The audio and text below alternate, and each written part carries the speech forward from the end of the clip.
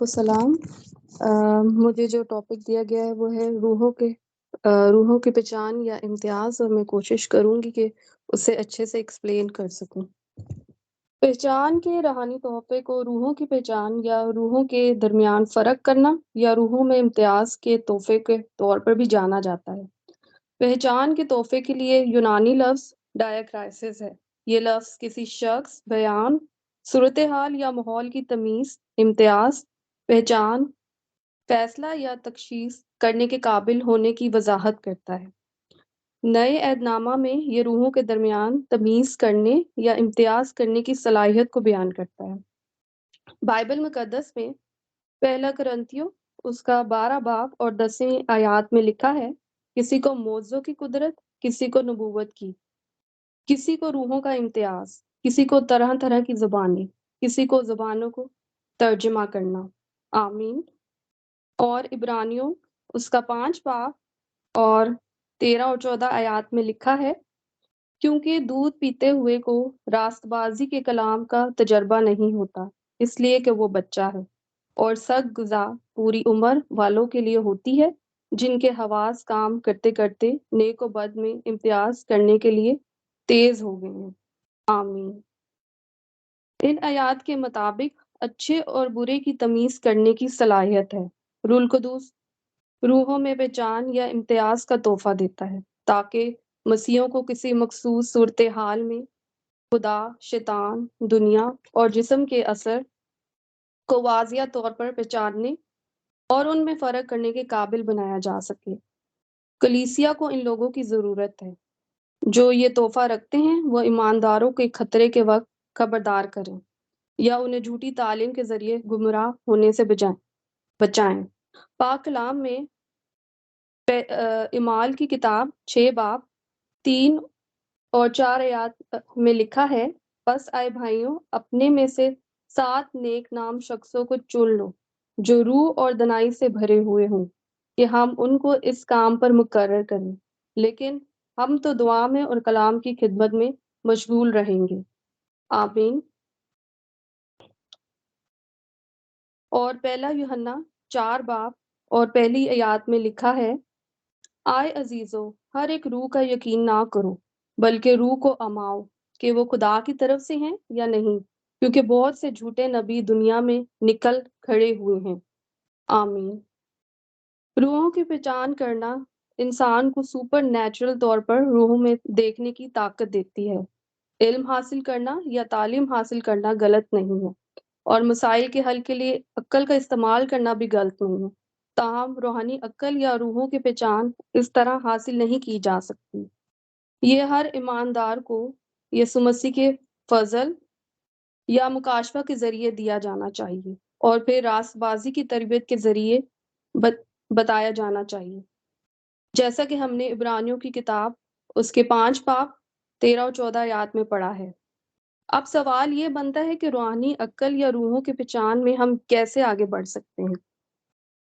سب سے پہلے تو یہ تسلیم کرتے ہوئے کہ خدا ہی واحد خدا ہے جو حکمت، دانائی، عقل و فہم کو بڑھا سکتا ہے یا ہم میں پیدا کر سکتا ہے، اور اس کے لیے دعا کریں، جیسا کہ بائبل مقدس میں یعقوب کے نام خط پہلا باب 5 آیات میں لکھا ہے، لیکن اگر تم میں سے کسی میں حکمت کی کمی ہو تو خدا سے مانگے جو بغیر ملامت کیے سب کو فیاضی کے ساتھ دیتا ہے، اس کو دی جائے گی۔ آمین۔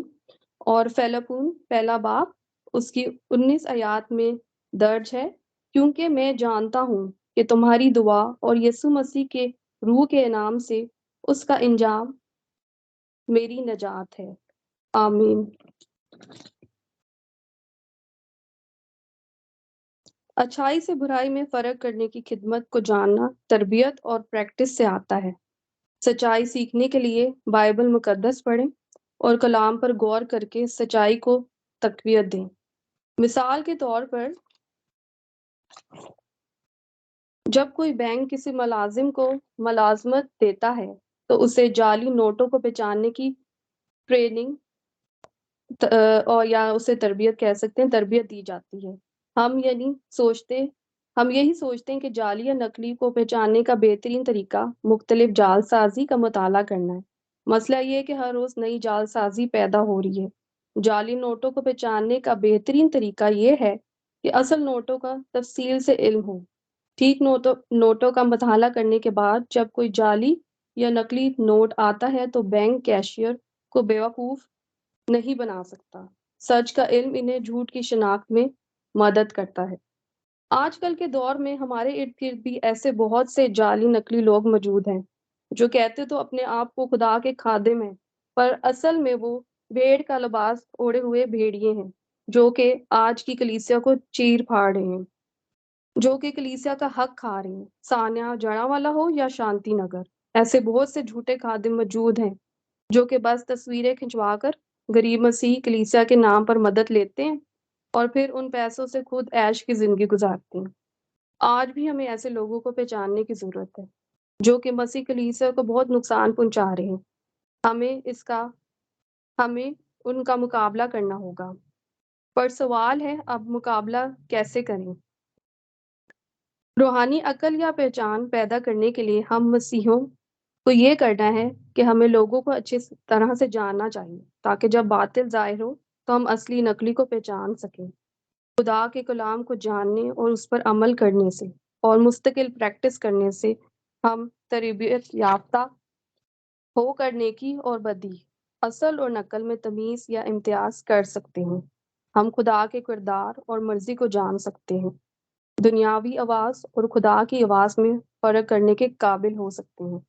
روحانی عقل و فہم فتنہ کو روکتا ہے، برائی سے نفرت کی اجازت دیتا ہے، اور آخر میں ہمیں اچھی چیزوں سے مضبوطی سے چمٹے رہنا چاہیے۔ رومیو 12 باب اس کی 9 آیات میں لکھا ہے، محبت بے ریا ہو، بدی سے نفرت رکھو، نیکی سے لپٹے رہو۔ آمین۔ خداون آپ سب کو برکت دے اور روحوں کے پہچان کا فضل بخشے۔ آمین۔